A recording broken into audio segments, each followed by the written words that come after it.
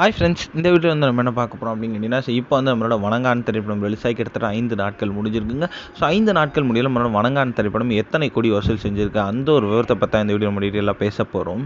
இப்போ வந்து நம்மளோட தமிழ் சினிமாவில் இயக்குநர்களுக்கு பெரிய ரசிகர்களுக்குன்னா அதில் கண்டிப்பாக பாலாக்கும் ரசிகர் இருக்குது அப்படின்னு சொல்லலாம். ஸோ அவரோட திரைப்படங்கள் மட்டுமே வந்து ரொம்ப ரொம்ப யூனிக்காகவே இருக்கும். ஸோ அவரோட கிளைமேக்ஸை பார்த்து மட்டுமே கண்டுபிடிச்சலாம் இது யாரோட திரைப்படம் அப்படின்ட்டு.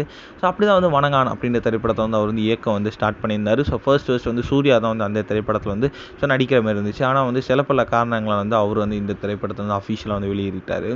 அடுத்தது வந்து அவர் வந்து அருண் விஜய் வச்சு வந்து இந்த திரைப்படத்தை வந்து இயக்கி முடிச்சிருக்காரு. ஸோ இந்த திரைப்படம் வந்து கடந்த வாரம் வந்து ரிலீஸ் ஆகி ரசிகர்கள் மத்தியில் பேராதரவு பெற்றுச்சு. ஏன்னா வந்து இந்த திரைப்படம் வந்து நிறைய பேர் பாலாக்காகவே வந்து போய் பார்த்தாங்க.